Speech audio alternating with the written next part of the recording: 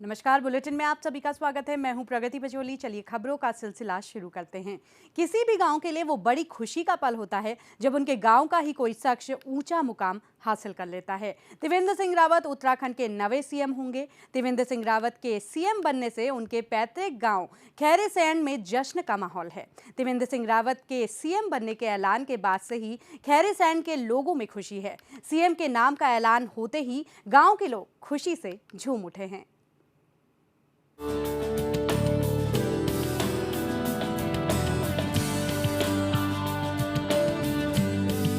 उत्तराखंड में त्रिवेंद्र सिंह रावत को सीएम बनाने के ऐलान के बाद गांव के बुजुर्ग और नौजवान और महिलाएं सहित गांव का हर शख्स खुश है। त्रिवेंद्र सिंह रावत खैरासैंण विकासखंड जयरीखाल के निवासी हैं। उन्होंने राजकीय इंटर कॉलेज एकेश्वर से 12वीं तक शिक्षा प्राप्त की और 1979 में इंटर की परीक्षा उत्तीर्ण की। मुख्यमंत्री पद की शपथ ग्रहण के दौरान खैरासैंण समेत आसपास के गांव से सैकड़ों लोग देहरादून पहुंचेंगे और शपथ ग्रहण समारोह में शिरकत करेंगे। त्रिवेंद्र सिंह रावत के भाई बृजमोहन रावत का कहना है कि उत्तराखंड में डबल इंजन जुड़ गया है, एक केंद्र सरकार का और दूसरा उत्तराखंड में बीजेपी सरकार का। अब पूरे उत्तराखंड में विकास होगा। भाई हमारा मुख्यमंत्री बना, काफी उम्मीदें हैं। उम्मीदों के साथ साथ ये है कि हम चाहते हैं कि हम अपने पहाड़ में जो हम लोग हैं, हमारी जो ग्रामीण व्यवस्था है उसमें शीघ्र कुछ तब्दीली हो, हम लोगों को सुविधा मिले और हमारा उत्तराखंड का समग्र विकास हो। क्योंकि केंद्र में सरकार भाजपा है, राज्य में भाजपा सरकार है, तो शायद मोदी जी के जो डबल इंजन वाला जो वो था फार्मूला था वो आज साक्षात होने जा रहा है। वहीं अगर ग्रामीणों की माने तो गांव के लोग त्रिवेंद्र सिंह रावत के सीएम बनने पर काफी खुश हैं। ग्रामीणों का कहना है कि त्रिवेंद्र सिंह रावत ने अपने मां बाप का नाम रोशन कर दिया है। ग्रामीण इस आस में हैं कि गांव से निकले त्रिवेंद्र सिंह रावत अब सूबे के मुख्यमंत्री बन चुके हैं, इसलिए उत्तराखंड का अब निश्चित तौर पर विकास होगा और त्रिवेंद्र सिंह रावत विकास करेंगे। गांव के लोग चाहते हैं कि त्रिवेंद्र सिंह रावत हर क्षेत्र में विकास करें, चाहे शिक्षा का क्षेत्र हो, स्वास्थ्य का क्षेत्र हो या फिर सड़क। लोगों को ये आस है कि उत्तराखंड में हर क्षेत्र में विकास होना चाहिए। खुशी मतलब ये है कि इनके पुश्तैनी गांव से मैं हूँ, ग्राम सभा खड़कोली से।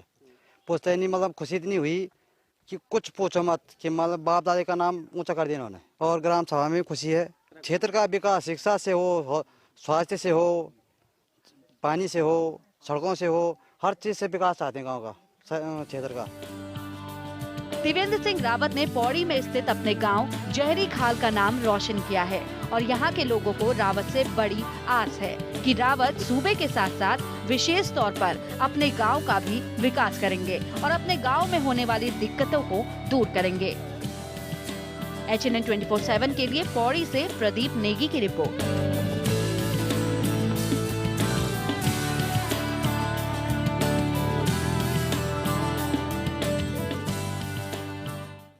तो खैरासैंण के लोगों में जश्न का माहौल साफ देखने को मिल रहा है। खासकर अगर हम बात करें त्रिवेंद्र सिंह रावत के रिश्तेदारों की या गांव के लोगों की, जो कोई भी खैरासैंण का निवासी है, सभी में एक अलग ही खुशी का माहौल देखने को मिल रहा है। और हो भी क्यों ना, आखिर उनके ही गांव के एक नेता को, त्रिवेंद्र सिंह रावत जिनका नाम है, उन्हें सूबे का नवा मुख्यमंत्री चुना गया है और आज उनकी ताजपोशी होनी है।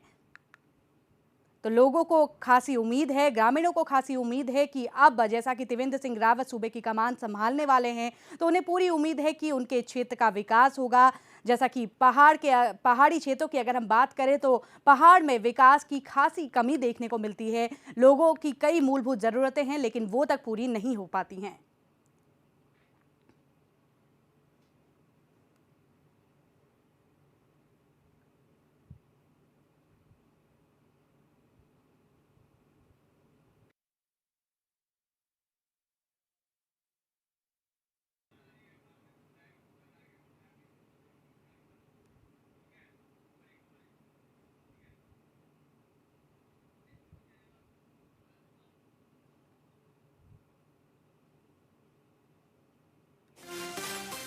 चलिए, इस वक्त एक बड़ी खबर रुड़की से आ रही है, जहां कांग्रेस विधायक ममता राकेश को एक धमकी भरा 3 पन्ने की चिट्ठी मिली है, जिसके बारे में थाने में मुकदमा दर्ज करा लिया गया है। और ये एक काफी बड़ी खबर है कि कांग्रेसी विधायक ममता राकेश को 3 पन्ने की चिट्ठी लिखी है, जिसमें धमकियां लिखी गई हैं, जिसको लेकर थाने में भी मुकदमा दर्ज कराया गया है। और ये वाकई में हैरान करने वाली बात है कि विधायक हैं जो ममता राकेश, उनको एक धमकी भरा खत पहुंचता है 3 पन्ने का। तो आपको एक बार फिर बता दें, रुड़की से बड़ी खबर आ रही है, जहां कांग्रेस विधायक ममता राकेश को 3 पन्ने का धमकी भरा खत मिला है और इसको लेकर थाने में मुकदमा दर्ज करा लिया गया है। चलिए, इस खबर पर ज्यादा जानकारी के लिए हमारे साथ हमारे संवाददाता आदिल राणा जुड़ रहे हैं। आदिल, आपसे जानना चाहूंगी कि किस तरीके का ये खत है और कब ये खत ममता राकेश तक पहुंचा है?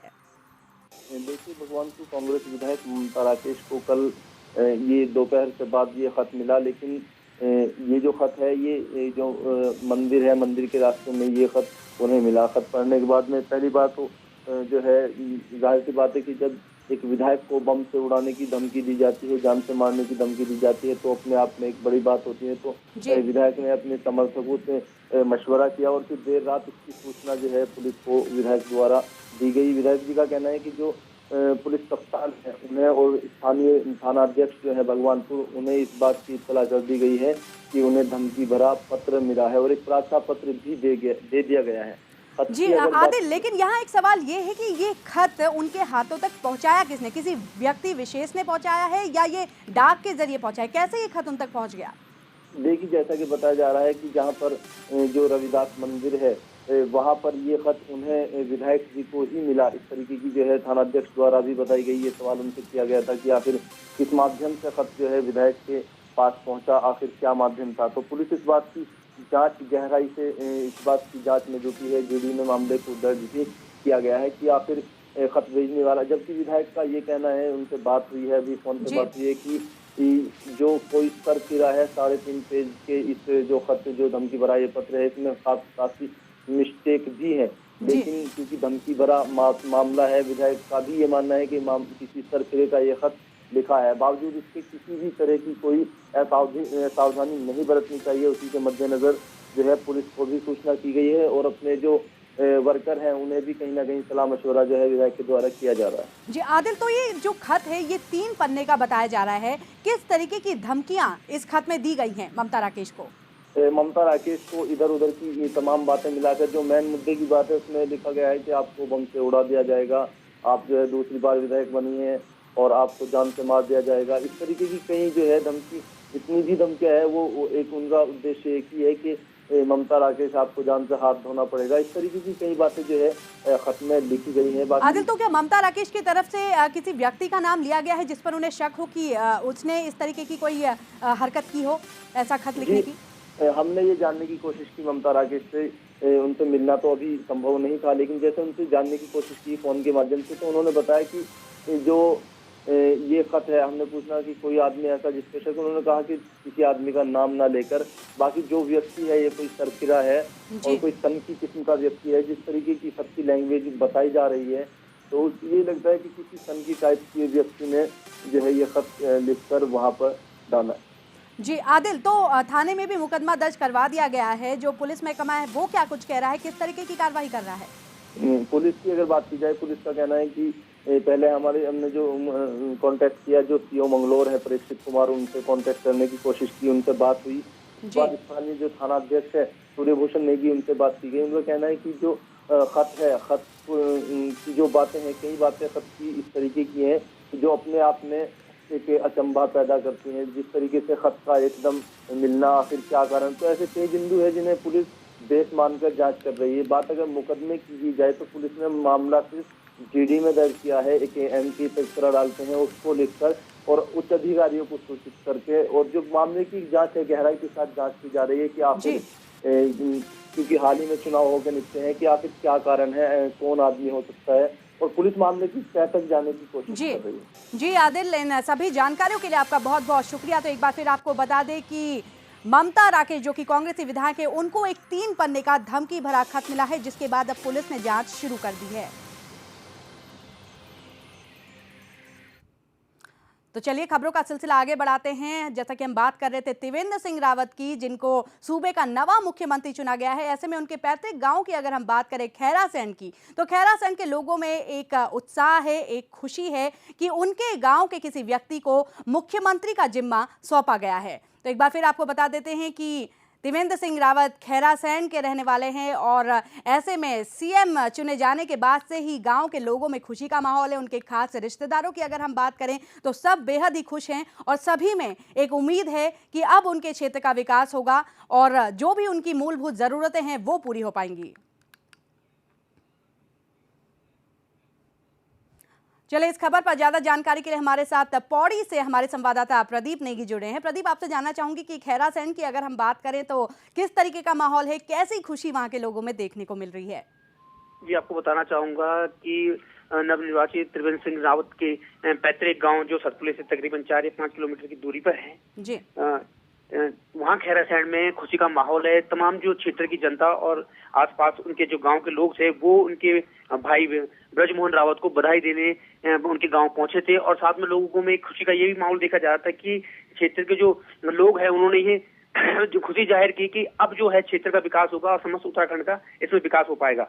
जी जी प्रदीप, तो अगर हम क्षेत्र की बात करें, खैरासैंण क्षेत्र की अगर हम बात करें तो यहाँ क्या कुछ समस्याएं हैं लोगों की, क्या कुछ जरूरतें हैं?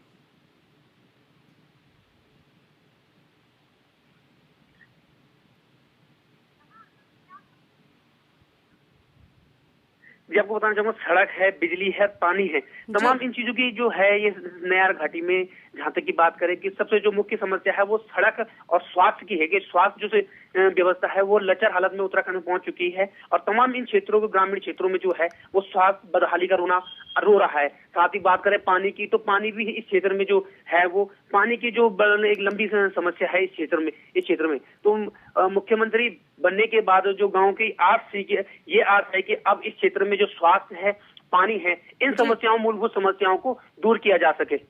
जी प्रदीप, और इसके अलावा अगर हम गांव वालों की बात करें तो आज जैसा कि देहरादून में शपथ ग्रहण समारोह होना है और त्रिवेंद्र सिंह रावत की ताजपोशी होनी है, तो ऐसे में क्या ग्रामीण जो हैं खैरासैंण के वो भी देहरादून का रुख कर रहे हैं?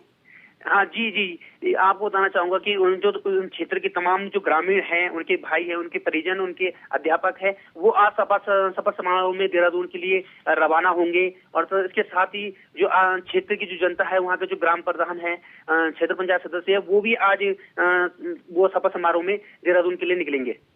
जी, तो प्रदीप, तो ये किस तरीके की सौगात है? किसी भी अगर हम पहाड़ी क्षेत्र की बात करें, वहां से अगर कोई नेता सूबे का मुख्यमंत्री बनता है तो ये कितनी बड़ी सौगात है उन ग्रामीणों के लिए जो बरसों से अपनी मूलभूत सुविधाओं के इंतजार में हैं? जी देखिए, जैसे त्रिवेंद्र सिंह रावत अब नए नवनिर्वाचित मुख्यमंत्री होंगे तो जनता की एक आस बंध गई है उनसे। जो क्षेत्र में जो विकास कार्य रुके हुए थे, अब जनता की आंखों में ये सपने हैं कि विकास उनके क्षेत्र के जो नेता है वो प्रदेश की मुख्यमंत्री कमान संभालेंगे। साथ ही अब जो होगा कि विकास जो होगा वो तेजी से बढ़ता नजर आएगा। लोगों में एक उम्मीद भी है कि उनके क्षेत्र के मुख्यमंत्री है, लेकिन कहीं ना कहीं विकास चरम पर होगा। जी प्रदीप, इन सभी जानकारियों के लिए आपका बहुत बहुत शुक्रिया। तो एक बार फिर आपको बता दें कि त्रिवेंद्र सिंह रावत के पैतृक गांव खैरासैंण में खुशी का माहौल है, लोगों में जश्न है और लोगों में खासी खुशी है कि अब उनके क्षेत्र का विकास होगा। चलिए इसी खबर पर ज्यादा जानकारी के लिए न्यूज रूम से हमारे संवाददाता तारिक अंसारी भी हमसे जुड़े हैं। तारिक, आपसे जानना चाहूंगी कि त्रिवेंद्र सिंह रावत के पैतृक गांव की अगर हम बात करें, खैरासैंण में तो खुशी का माहौल है, वहीं राजधानी देहरादून की अगर हम बात करें तो किस तरीका का माहौल है और आज उनकी ताजपोशी होनी है तो कैसा उत्साह देखने को मिल रहा है?